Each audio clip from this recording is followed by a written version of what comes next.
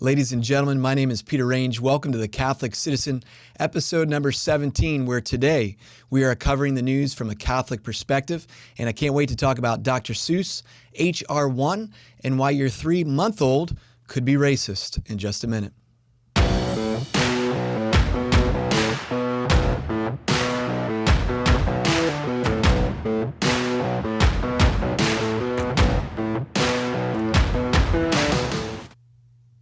Well, welcome back, friends, to the Catholic Citizen. We are growing exponentially in numbers as far as the number of people who watch this show. It's just so great to hear from you, especially if you watch the show.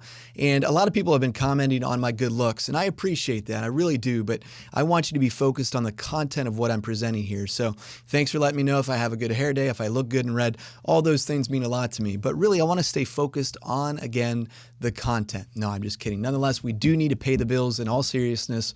So please go to awakencatholic.org/donate. Help us out here. Run this great venture where we're trying to present the truth and beauty and love and mercy, especially here on the Catholic Citizen. Secondly, there is this tremendous app, a great community that is growing with the Awaken app. I encourage you to join on there.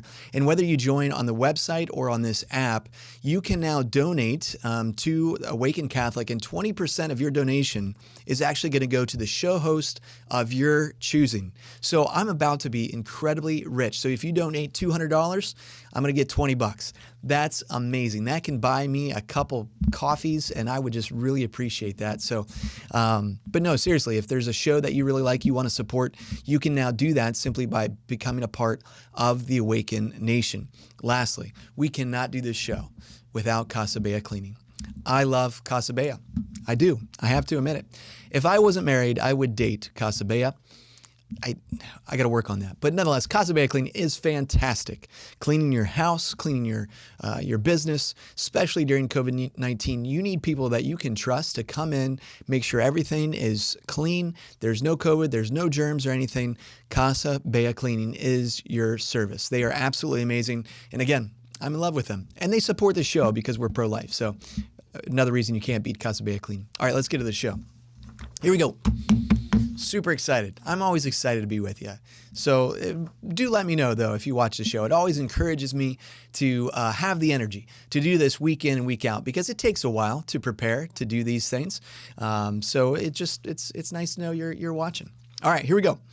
The Arizona Department of Education has created an equity toolkit claiming that babies show the first signs of racism at 3 months old, and that white children remain strongly biased in favor of whiteness by age 5. Okay. At the age of 2, the graphic claims, this graphic that they're putting out there, that children use race to reason about people's behaviors, and by 30 months, they allegedly use race to choose their friends. By ages 4 and 5, children allegedly become racially prejudiced. The department provides additional resources for families and community, telling white parents that they can have a black friend, partner, or child and still be racist. The article claims that white people deny their own racism to alleviate some of their white fragility. So basically, this is just asking every white person across the country to admit that they are racist. Even if you are married to a black person, you still have to admit that you are racist. Black friends? Doesn't count. Think all people are created equal? Doesn't count. Believe in the biblical understanding of the human person, that every single human individual, no matter their color of their skin, is made in the image and likeness of God, deserving of fundamental respect and fundamental rights. Doesn't matter. You're still a racist. Friends, this isn't about ending racism. This is about trying to take one group of people and blame all the world's problems on one group of people. And if you happen to have white skin, then you are the fault for everything that's ever happened.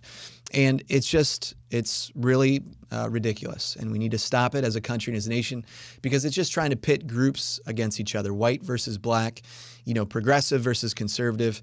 But that's really what this is ultimately trying to aim at. And we'll get to how the media and programs like this are just trying to silence conservative voices at the end of the day. Because even if you are black, in today's culture and society, you're being canceled by some of these individuals if you hold conservative views. So we'll get to that in just a moment. Nonetheless, H.R. 1 for the People Act passes the House this week. Now, this makes mail-in balloting the norm across the nation, would make same-day voter registration the national standard.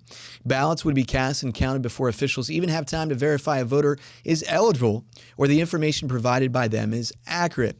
The majority of states do not have same-day voter registration, but H.R. 1 would overrule them and mandate it anyway. Now, there's a lot of reasons to oppose this bill, including the mail-in balloting that we talked about last week. France, Ireland, the Netherlands, these progressive countries, they're banning mail-in voting because they say it's too susceptible to fraud. But we here in the United States, the House Democrats, they want to make it national all across the country. With that being said, I want to focus on one section of this particular bill because, often they slide these things in here and you think, it's no really big deal. Well, Section 2412 establishes eligibility criteria to serve on redistricting commissions. So they also want to redistrict, some of the gerrymandered districts across the country. All right, fair enough. But this is what that particular little notion reads. Any involvement with or financial support of professional, social, political, religious, or community organization or causes will be looked at when looking at an individual's qualifications to be on these redistricting commissions. So little thing there, says religious. While it may appear minor, this is incredibly problematic because it suggests that religious affiliations may affect an individual's ability to be impartial. Article 6, Clause 3 of the United States Constitution states that no religious test shall ever be required as a qualification to any office or public trust under the United States of America. But that's not what, again, the progressive left claiming to be tolerant, claiming that, the conservatives are against anyone who's of the Islamic faith and so on and so forth. They're the one placing religious tests on individuals who are appointed to office. I mean, just think back to then Senator Kamala Harris, and she was questioning a nominee in the Trump administration because he belonged to the dangerous organization called the Knights of Columbus. Think of now Supreme Court Justice Amy Coney Barrett, questioned because of her Catholic faith. So they're putting religious tests on the right, but if the right ever raises anything about someone being an atheist or something of that nature, that's completely out of bounds. Well, let's just follow the Constitution. Both sides, how about that? But don't you think that this could be used to discriminate against people of faith? If that's going to be a part of the litmus test, whether or not you're allowed on these councils. All right, next story, sexual allegations and the Me Too movement. This is why the Me Too movement and the sexual allegations and stuff that come out, they really lose a lot of their credibility because of the hypocrisy with how they apply these rules. So it applies to people on the right if there's an allegation against someone like now Justice Kavanaugh. But if it's one of their own, if it's somebody on the left, then it's like, well, wait a minute, we have to wait for all the news. Kind of like during the presidential campaign, Joe Biden claimed, was accused of sexual assault, but the woman was trashed from people on the left, saying this is just because he's running for president and so on and so forth. Maybe it was, we don't know.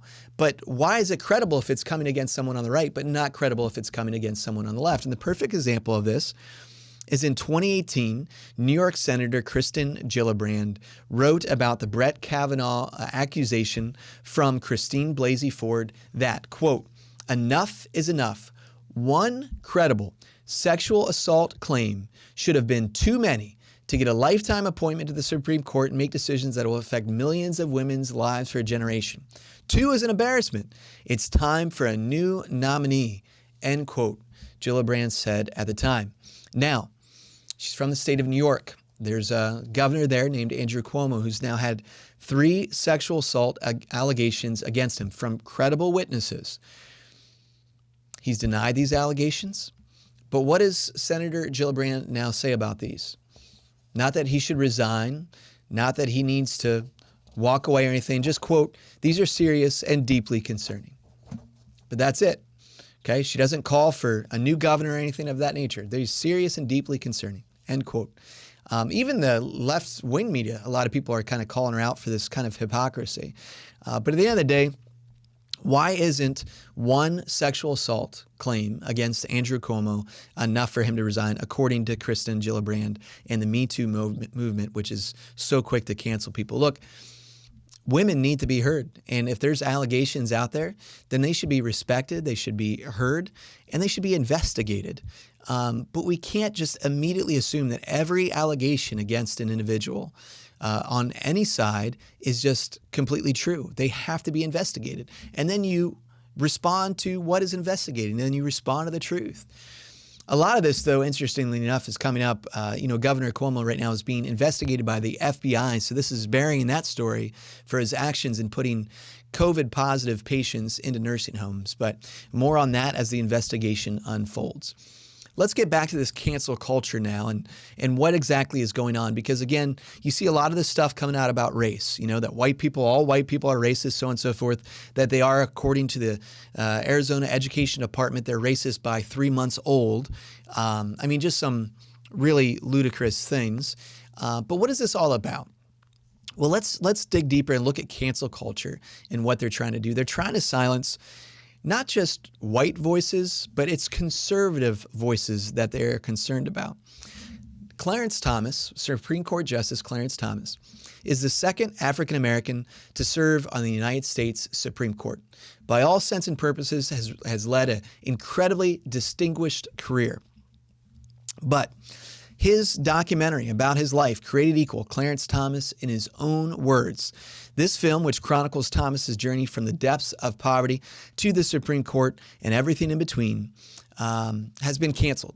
It's been canceled by the streaming service, Amazon streaming service that it was on. Filmmaker Michael Pack told the Wall Street Journal that he was never offered an explanation as to why Amazon removed it. They just took it down. Mind you, they took it down during Black History Month. So a Black History Month where they're celebrating African Americans and African Americans' history, especially in this country, they took down the second African American to serve on the United States Supreme Court. I believe Clarence Thomas was also not featured in the African American Museum there in Washington, D.C. either. Why is that? The man is Black. The man is African American. It's because he's conservative. It's because he holds conservative ideals. So they're about canceling individuals on the side of conservatism. And look, name one society where we start canceling services or banning books that those people who do the banning of books are on the good side of history. Those are usually the bad people here, folks. So pay attention. Keep your eyes open. Now let's get to Dr. Seuss. I don't read a lot of Dr. Seuss. I actually don't like the cartoons in Dr. Seuss. I'm sorry, don't hate me. Some of the rhymes are okay. I like those, but it's not my favorite book to read to my kids. Nonetheless, there are some fans of it, including former President Barack Obama. Let me just read you some things. In 10 years, Barack Obama is going to seem like he was a conservative president based upon where this country is heading. I can't believe I even said that, but that's like the reality of like what's taking place in our country today. Because I'm sure you've heard Dr. Seuss and a lot of his books being canceled. Like as a part of Read Across America Today, Joe Biden recently took part in taking off all these books from Read Across America Book Day. But this is what his former boss said, that pretty much all the stuff you need to know is in Dr. Seuss, 2015. I've been quoted saying this sometimes, but most of what you need to learn, you can actually just read Dr. Seuss, 2018. Barack Obama in 29. On Read Across America Day, we partner with the National Education Association to mark the birthday of Theodore Geisel, whose beloved Dr. Seuss books still inspire children throughout the world to read, in 2009. So this is former President Barack Obama praising Dr. Seuss. And now today, Dr. Seuss is being canceled. Now look, I'm all for looking critically at historical sources, whether that's literature or not, and what ages we introduce that literature to children. I think all that's legitimate and so on and so forth. But the same standards that individuals are canceling these books and canceling these services and so on and so forth, all these standards they're holding up, this purity of whatever they're trying to create when it comes to, ending racism in society. I just wish they would apply these same standards again to the individuals in their own party or a part of the progressive movement. So let's take a look at our current president, for example, at his history a little bit, and you tell me whether based upon the left's standards today, whether or not this man should be canceled. In June of 2006, Biden was filmed telling an Indian American voter, "You cannot go to a 7-Eleven or a Dunkin' Donuts unless you have a slight Indian accent." I'm not joking. In August of 2019, in an apparent attempt to offer support for impoverished children, Biden had the apparent Freudian slip when he said, "We have this notion that somehow, if you're poor, you cannot do it. Poor kids are just as bright and just as talented as white kids," making it seem like all black kids are poor.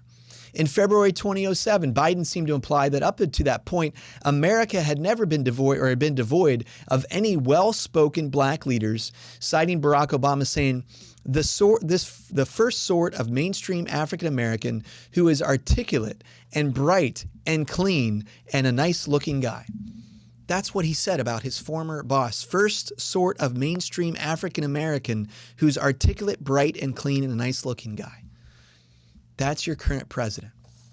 In 1977, while arguing in opposition to a measure which would allow busing into further desegregated public schools, Biden said, quote, "Unless we do something about this, my children are going to grow up in a jungle, the jungle being a racial jungle with tensions having built so high that it is going to explode at some point." End quote. 1977. People can change. I get that. I'm someone who likes to forgive people, but according to the left standards, how is this man not being canceled? And who could forget his insistence in 2020 that you ain't black if you're an African American who doesn't support the Democratic Party? Folks, this isn't about right and wrong for these individuals pushing forward some of this dangerous agenda, canceling books, telling us that our 3-month-olds might be racist. It's simply about a cancel culture trying to cancel out conservative voices. All right, speaking about conservative voices, last story of the day. Really upset about this. CPAC. And, you know, a lot of this reflects, I think, what is currently happening in the news and culture and so forth. But they did a survey of all the CPAC attendees. This is a conservative political action conference in Orlando. It takes place each year. It's really it's maybe a leading part of the Republican Party, if you will, bringing conservatives together to talk about ideas, to plan a vision moving forward, and so on and so forth. And at the conference, they took a straw poll concerning what are your most important issues that you care about. Excuse me. Options included election integrity, immigration border wall, Second Amendment, so on and so forth. But a mere 16% of conference goers chose pro-life policies as one of their top 3 issues, making it the issue that received the least number of votes among the attendees. Election integrity, constitutional rights, and immigration were the top 3 rated issues of importance, respectively. Now, I don't consider myself kind of a card-carrying Republican, absolutely 100% for this party. There's a lot of issues, I think, that the Republican Party doesn't get right, and there's some strains of it, and I think, you know, there's a lot of good things that President Trump did, but there's also some things that I think it's important to approach issues from a compassionate perspective, really trying to understand and listen to the other side, put yourselves in the other person's shoes. And I don't think the way that Trump, former President Trump, approached issues always did that. And I'm someone that I'm always going to look to find common ground on. Call me crazy, but that's my personality. It's who I am. I'm not going to be anybody that I'm not. With that being said, why is this that the pro-life cause isn't more important for those CPAC attendees? I think there's a couple different reasons, but one was hit on by Dr. Peter Kraft, who once wrote about why this issue is just kind of put to the side, if you will. And he says it's because we just surround it with a little much too comfortable happy talk. So this is what he says. When the Canaanites offered a third of their children to Moloch in human sacrifice, the Jews did not respond with comfortable happy talk. God commanded them to end this horror from hell. And since this was a primitive time, he used primitive means, war, because it was the only means available. Now, when the Aztecs did exactly the same thing as the Canaanites, Cortez did not respond with comfortable, happy talk, but with war, because he recognized that this was the same horror from hell. And these were primitive times. God used primitive means and primitive men with mixed motives. The Jews weren't all the saints either, any more than the Spaniards were, because that's all he had to work with. Thank God we're no longer living in primitive times. We have modern communications and modern laws. We can fight with words instead of swords. Today, quote, the pen is mightier than the sword. But we are confronting the same horror from hell. We are slaughtering a third of our own children. And where do we think that's coming from? Is that just human weakness and confusion? Or is that coming from the war room in hell? Are millions of mothers that wicked? Or are they being deceived and abused and dehumanized and terrorized by a brilliant propaganda campaign designed by devils? But instead of speaking out, we respond to this horror from hell with happy talk or silence. This is why the issue isn't that important to those CPAC attendees. We're so afraid of offending others, of telling the truth, that a baby is murdered in the womb in the act of an abortion. Folks, that's what it is. If there's a 2-year-old that is killed by its mother or father, we call that murder. We call that death. We call that killing someone. It's no different if that child is in the womb.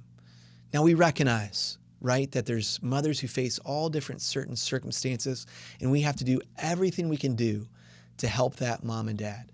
And certainly these doctors, we recognize they know exactly what they're doing. A lot of these women often are lied to. I still talk to women outside the abortion facility and they're told, hey, it's just a clump of cells in there. Look, folks, we're all just a clump of cells. But we are human beings made in the image and likeness of God. And this clump of cells is put together in this most amazing, incredible way that nothing of all of creation equals your grandeur. But we respond to this issue with happy talk or silence. Count how many times that you've heard about this issue from your pastor at church. Count a couple times on my hand.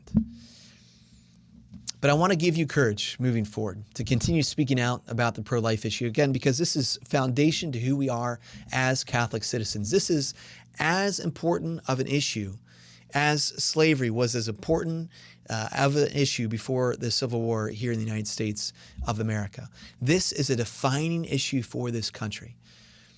And we have to end it if we're going to continue as a nation. We had to end slavery if we were going to continue as a nation. It was going to break us apart. And it almost did. And 400,000 people had to die just to bring this nation back together and to end slavery. I pray to God we don't have to see something like that to end abortion. But it has to end. It has to end for our nation to survive. We cannot continue to kill our children and expect God to bless this nation. So let me leave you with the words of Congressman Henry Hyde, if you're someone who's fighting in the pro-life movement. He wrote that when the time comes, as it surely will, when we face that awesome moment, the final judgment, I have often thought, as Fulton Sheen wrote, that it is a terrible moment of loneliness. You have no advocates. You are there alone standing before God, and a terror will rip your soul like nothing you can imagine. But I really think that those in the pro-life movement will not be alone. I think there will be a chorus of voices that have never been heard in this world, but are heard beautifully and clearly in the next world. And they will plead for everyone who has been in this movement. They will say to God, spare him because he spared us. Friends, in Luke chapter 15, it says there's more rejoicing in heaven over one sinner who repents than over 99 righteous. Let us today repent of our inaction, of our silence, of our happy talk in today's culture when it comes to these issues of justice, and recommit ourselves today to be the Catholic citizens that God has called us to be, to fight for truth, for justice, for love and mercy, and first and foremost, the right to life. We'll see you next week on The Catholic Citizen. This show and all media on Awaken Catholic is made possible by the Awaken Nation and the Hollow app. The AWAKEN Nation is a community of people like you who support all things AWAKEN for as cheap as a cup of coffee a week and get access to exclusive content. Learn more by visiting awakencatholic.org/donate. Hallow is the only audio-guided Catholic prayer app focused on contemplative prayer and traditional Catholic meditation such as Lectio Divina, Daily Examen, and the Rosary. We here at AWAKEN all use Hallow every day and love it. To learn more or give it a try, visit hallow.app/awaken.